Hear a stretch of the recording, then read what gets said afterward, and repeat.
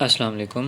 I am Mohammad Shoaib Ashraf and my roll number is 862901 और आज हम डिस्कस करेंगे इंट्रोडक्शन टू न्यूक्लियर केमिस्ट्री।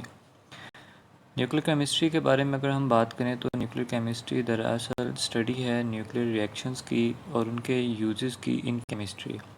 कि हम न्यूक्लियर रिएक्शंस, न्यूक्लियस जो एटम के अंदर मौजूद होता है, हम उसके बारे में डिस्कस करते हैं और जो उसकी केमिस्ट्री है और जो केमिस्ट्री में उसका यूज़ है हम उसको डिस्कस करते हैं।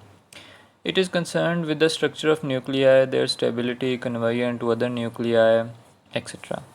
इसमें हम इसके साथ साथ हम ये भी डिस्कस करते हैं कि एक जो हमारे पास जो न्यूक्लियाई होता है इन अ सेल और इन एन एटम, उसकी स्टेबिलिटी कितनी है, उसकी स्टेबिलिटी के बारे में स्टडी करना और उसका स्टडी करना कि वो किस तरह दूसरे एटम्स में, दूसरे एटम्स के न्यूक्लियाई में कन्वर्ट हो सकता है। फॉर एग्ज़ाम्पल रेडियो एक्टिवनेस उनकी किस तरह की है, ये सब चीज़ें हम न्यूक्लियर केमिस्ट्री में स्टडी करते हैं। इससे पहले अगर हम बात करें तो हमें सबसे पहले जो fundamental properties of atomic constituents के बारे में हमें पता होना चाहिए कि जो एटम के अंदर मौजूद डिफरेंट पार्टिकल्स हैं, उसके कॉन्स्टिट्यूएंट्स हैं, उनकी फंडामेंटल प्रॉपर्टीज़ कौन कौन सी हैं। तो इनमें जो मेन तीन चीज़ें आती हैं वो हैं इलेक्ट्रॉन, प्रोटॉन और न्यूट्रॉन। प्रोटॉन और न्यूट्रॉन जो हैं वो एटम के न्यूक्लियस को बनाते हैं, न्यूक्लियस में होते हैं, और जो इलेक्ट्रॉन्स हैं वो नेगेटिवली चार्ज पार्टिकल उन न्यूक्लियस के गिर्द ऑर्बिट्स में, फिक्स्ड ऑर्बिट्स में, एनर्जीज में रिवॉल्व करता है। तो अगर हम इनकी प्रॉपर्टीज़ की बात कर लें तो इनमें सबसे पहले आते हैं इलेक्ट्रॉन्स नेगेटिवली चार्ज पार्टिकल होते हैं। मैस इनका 9.10 मल्टीप्लाई 10⁻31 होता है। मैस इन AMU 5.485 मल्टीप्लाई 10⁻⁻4 AMU होता है। चार्ज इन पे 1.6 क्रॉस मल्टीप्लाई 10⁻19 कूलम्स होता है। अगर हम प्रोटॉन की बात करें तो प्रोटॉन P से हम इसको रिप्रेजेंट करते हैं। चार्ज इसका पॉजिटिव होता है। मैस भी इसका जो है वो 1.6 क्रॉस 10⁻27 होता है। AMU इसका मैस जो है 1 AMU है। अप्रोक्सीमेटली प्रोटॉन और न्यूट्रॉन दोनों का जो मैस है वो आपस में आलमोस्ट बराबर है। न्यूट्रॉन जो है ये न्यूट्रल पार्टिकल होता है, इसमें ना कोई नेगेटिव चार्ज होता है ना कोई पॉजिटिव चार्ज होता है। चार्ज इस पे ज़ीरो है और जो इसका मैस जो है वो आलमोस्ट प्रोटॉन के बराबर होता है। अब बात कर लेते हैं रेडियो एक्टिविटी। रेडियो एक्टिविटी दरअसल एक ऐसा प्रोसेस है जिसमें जो रेडियो एक्टिव एलिमेंट्स होते हैं वो रेडिएशंस खारिज करते हैं in the form of electromagnetic radiations और लाइट। तो सबसे पहले बात कर लेते हैं कि रेडियो एक्टिविटी जो फिनोमिना है वो किसने सबसे पहले डिस्कवर किया, किसने सबसे पहले इसको स्टडी किया। तो इसमें सबसे पहले नाम आता है हेनरी बेकरल का। इन 1896 में उन्होंने सबसे पहले इसको डिस्कवर किया। वो दरअसल काम कर रहे थे यूरेनियम मिनरल्स पे, जिसमें उन्होंने देखा कि जो यूरेनियम मिनरल्स हैं वो रेडिएशन एमिट करते हैं सिमिलर टू एक्स रेज़ के तरह के वो रेडिएशंस को वो एमिट करते हैं। इसी तरह जो एलिमेंट्स इस तरह ये जो रेडिएशन निकालते हैं उनको रेडियो एक्टिव एलिमेंट्स कहते हैं और जो फिनोमिना है उसको रेडियो एक्टिविटी कहते हैं। इसके बाद जो फर्स्ट जो रेडियो एक्टिविटी की जो टर्म है वो मैरी क्यूरी ने यूज़ की थी। इसके बाद रेडियो एक्टिविटी की डिफरेंट टाइप्स हो सकती हैं, नेचुरल रेडियो एक्टिविटी और artificially induced radio activity. Naturally occurring radio activity means जो बाय नेचर जो एलिमेंट्स हैं वो रेडियो एक्टिवनेस अपनी शो करते हैं, रेडिएशन एमिट करते हैं और अपने जो बीटा पार्टिकल्स हैं या जो अपने डॉटर पार्टिकल्स हैं उनको बनाते हैं और रेडिएशन एमिट करते हैं। तो इनमें सबसे पहले आ जाता है कि यूरेनियम, पोलोनियम और रेडियम, ये जो एलिमेंट्स हैं ये radio actively naturally radio active होते हैं। ये एमिट करते हैं अल्फ़ा, बीटा और गामा रेज और चेंज हो जाते हैं अदर एलिमेंट्स में।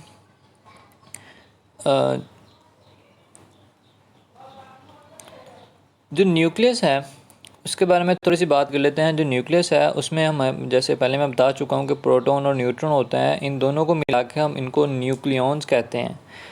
और जो न्यूक्लियस रेडियो एक्टिव होता है वो एमिट करता है रेडिएशंस, और इसको हम रेडियो न्यूक्लियाइड भी कहते हैं। और जो एटम्स जिनमें ऐसे न्यूक्लियस होते हैं उनको रेडियो आइसोटोप्स कहते हैं।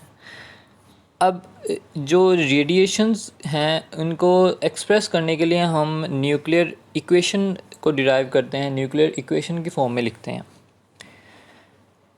Radionuclides are unstable and spontaneously emit particles and electromagnetic radiations।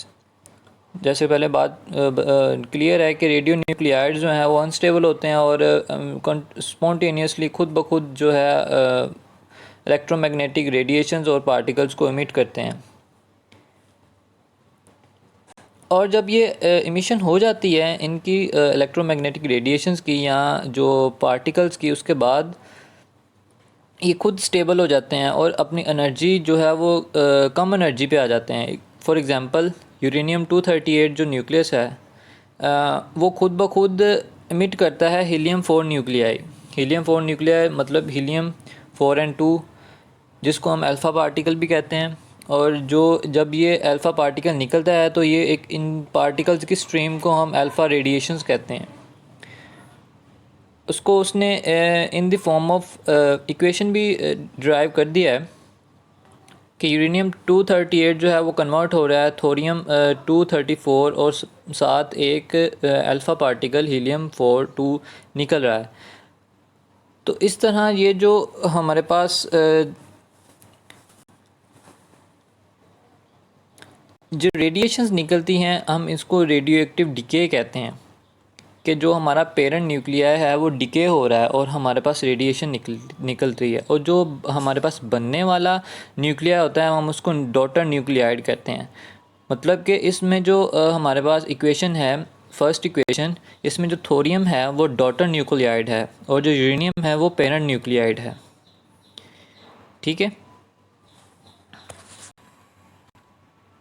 अभी हम types of radioactive rays की बात कर लें। जो जैसा कि मैंने पहले बात कर चुका हूँ कि जो रेडियो एक्टिव एलिमेंट्स होते हैं वो रेडिएशंस खारिज करते हैं, हम उनकी टाइप्स को देख लेते हैं। तो यहाँ पर हमारे पास 3 जो है डिफरेंट काइंड्स की रेडिएशन निकलती है, alpha, beta and gamma. Alpha rays जो हैं वो जब हमने उनको बिटवीन दी इलेक्ट्रिक प्लेट्स या पोल्स ऑफ स्ट्रॉन्ग मैग्नेट रखा तो हमें पता चला कि वो डिफ्लेक्ट होती हैं नेगेटिवली प्लेट के साथ, और इससे हमें पता चला कि ये एक पॉजिटिवली चार्ज पार्टिकल हैं। जो नंबर 2 बीटा पार्टिकल्स या बीटा रेज़ हैं वो डिफ्लेक्ट होती हैं towards reflected to the positive plate, और इससे हमें पता चलता है कि ये नेगेटिवली चार्ज पार्टिकल्स हैं। जो गैमा रेज़ हैं वो अनडिफ्लेक्ट गुजर जाते हैं, इससे हमें पता चलता है कि जो गैमा रेज़ हैं वो इलेक्ट्रिकली न्यूट्रल हैं। अब इनको और ज़्यादा डीपली स्टडी कर लेते हैं कि जो अल्फ़ा पार्टिकल है वो उस पर 2 पॉजिटिव यूनिट्स होते हैं और जो उसका मास है वो हीलियम न्यूक्लियाई के बराबर है। ठीक है, और जो अगर हम इसकी वेलोसिटी की बात करें अल्फ़ा पार्टिकल्स की, जो रेडिएशन निकल रही हैं वो डिपेंड करती हैं उस रेडियो एक्टिव सब्सटेंस के ऊपर जिससे वो इमिट हो रही हैं। ठीक है, और इनकी अगर आयोनाइजेशन की बात करें तो ये गैस को आयोनाइज कर देती हैं जिसमें से वो गुज़रें, और उनकी जो पेनिट्रेशन पावर है वो बहुत कम है। मतलब कि अगर वो ज़्यादा आयोनाइज कर सकते हैं तो उसकी जो पेनिट्रेटिंग पावर है वो काफ़ी कम होगी। ये इन्वर्सली प्रोपोर्शनल है एक दूसरे के, आयोनाइजेशन पावर और पेनिट्रेटिंग पावर आपस में इन्वर्सली प्रोपोर्शनल है। अगर हम बीटा पार्टिकल की बात करें तो जो बीटा पार्टिकल है वो इलेक्ट्रिकली नेगेटिवली चार्ज हैं और इनकी जो वेलोसिटी है वो 10 times greater than alpha rays है। ठीक है, और ये जो है फोटोग्राफिक प्लेट को भी अफेक्ट करती हैं strongly as compare to alpha particles.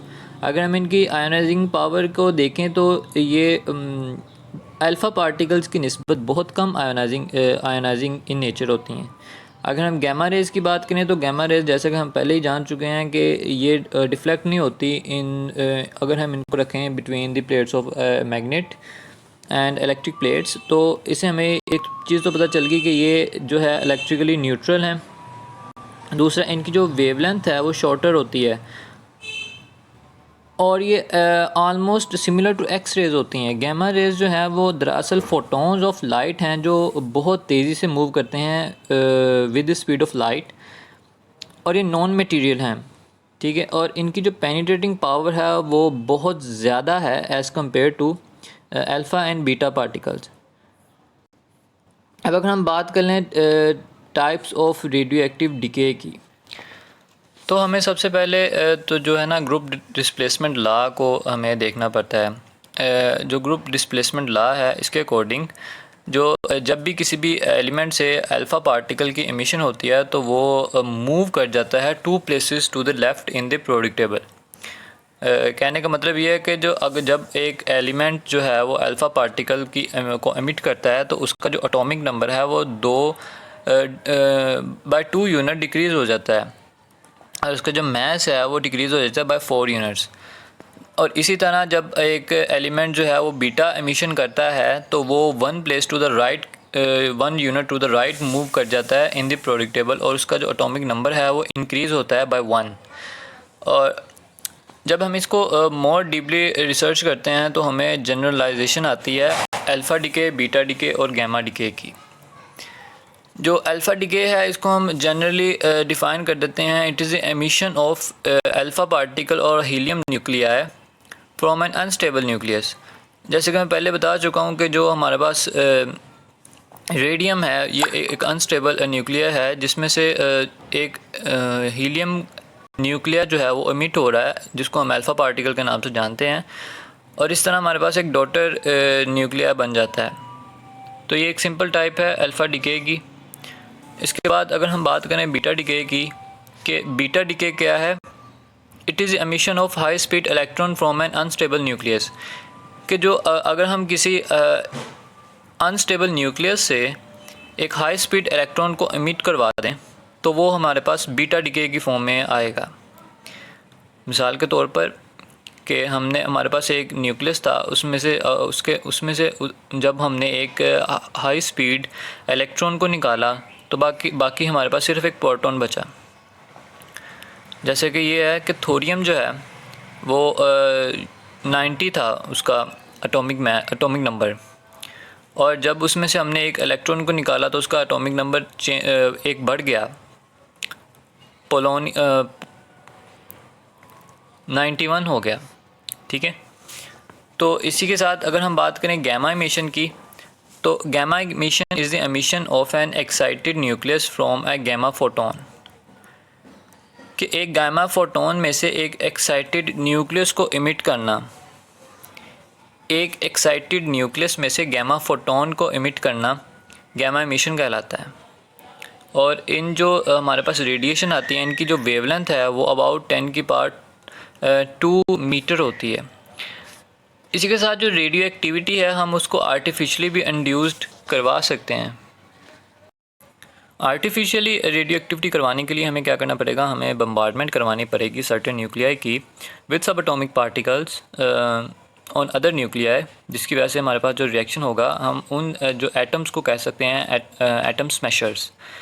ये जो फर्स्ट टाइम हमारे पास आर्टिफिशियली इंड्यूस्ड न्यूक्लियर रिएक्शन जो था वो परफॉर्म किया गया था अर्नेस्ट रदरफोर्ड की मदद से, अर्नेस्ट रदरफोर्ड के ज़रिए।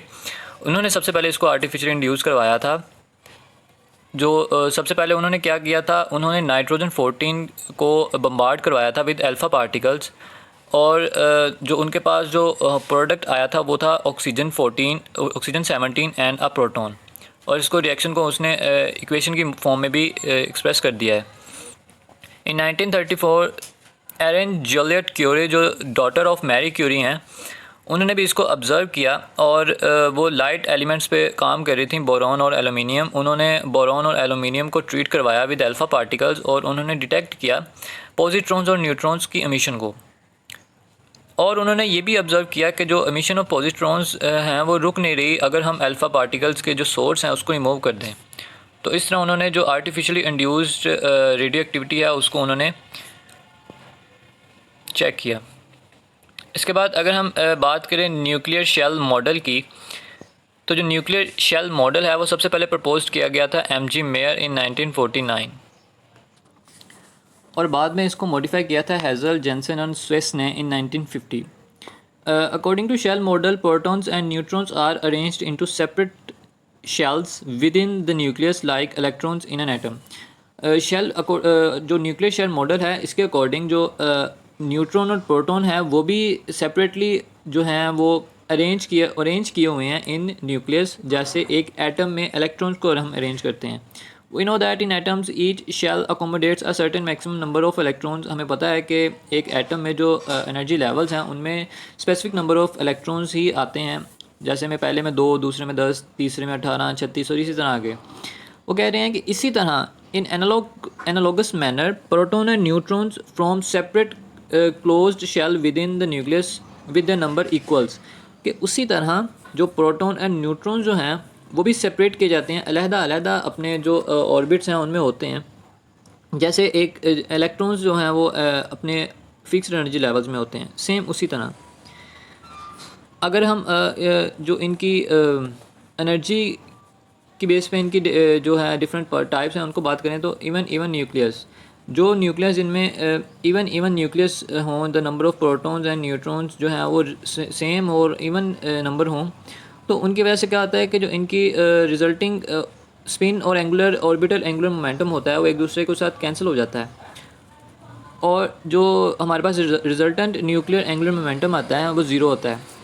और इसी तरह इवन ऑड न्यूक्लियस की जो टाइप है उसकी बात करें तो जो इवन ऑड या ऑड इवन न्यूक्लियस होते हैं वो लाजमी देते हैं हाफ इंटेग्रल एंगुलर मोमेंटम, और जो हमारे पास ऑड न्यूक्लियस होता है वो यील्ड करता है इंटेग्रल टोटल एंगुलर मोमेंटम को। अब हम इन्हीं चीज़ों को जो हमने एक्सपेरिमेंटली डाटा के ज़रिए भी एक्सप्लेन किया हुआ है, अगर हम बात करें मेरिट्स ऑफ शेल मॉडल कि जो हमारे पास शेल मॉडल है इसके मेरिट्स कौन कौन से हैं, तो सबसे पहले जो है इसमें आ जाता है कि the shell model has been applied successfully to explain many nuclear properties such as stability, binding energy, relative abundance, neutron absorption, cross section, etc. of nuclei at nucleon magic number। कि ये जो हमारे पास शेल मॉडल है हम इसको successfully हमने इसको apply किया है कि हम न्यूक्लियस की प्रॉपर्टी, न्यूक्लियर की प्रॉपर्टीज़ को एक्सप्लेन कर सकें। मिसाल के जो प्रॉपर्टीज़ जिसमें आते हैं, स्टेबिलिटी आती है, बाइंडिंग एनर्जीज आती है, रिलेटिव अबंडेंस आती हैं, इन सब जो प्रॉपर्टीज़ को हैं इस मॉडल के ज़रिए सक्सेसफुली एक्सप्लेन कर दिया गया है। उसके बाद जो the spin and parity of odd mass number nuclears can be determined from the odd nucleon in the nuclear, कि हम इस जो शेल मॉडल की मदद से जो हमारे पास स्पिन और पैरिटी है odd mass number of nuclears की, हम उसको भी डिटरमाइन कर सकते हैं। उसके बाद अगर हम बात करें तो जो magnetic moment of odd a nuclear depend on a single unpaired nucleon, को जो इसमें मेरिट्स में ये भी आता है कि जो magnetic moment of odd A nuclide है वो डिपेंड करता है सिंगल अनपेयर्ड न्यूक्लियन पे। और इसी तरह जो आइडेंटिकल स्पिन है और जो वो क्लोजली सिमिलर है magnetic moment for certain groups of 2 और 3 isotopes with odd atomic number and odd mass number. तो हमने जो ये जो डिफरेंट टर्म्स हैं हम इसको भी एक्सप्लेन कर सकते हैं on the basis of shell model. तो ये एक उसके बाद ये एक डायग्राम है जो सक्सेसफुली एक्सप्लेन कर रही है शेल मॉडल को। I hope this was informative about the introduction of nuclear chemistry. Thank you.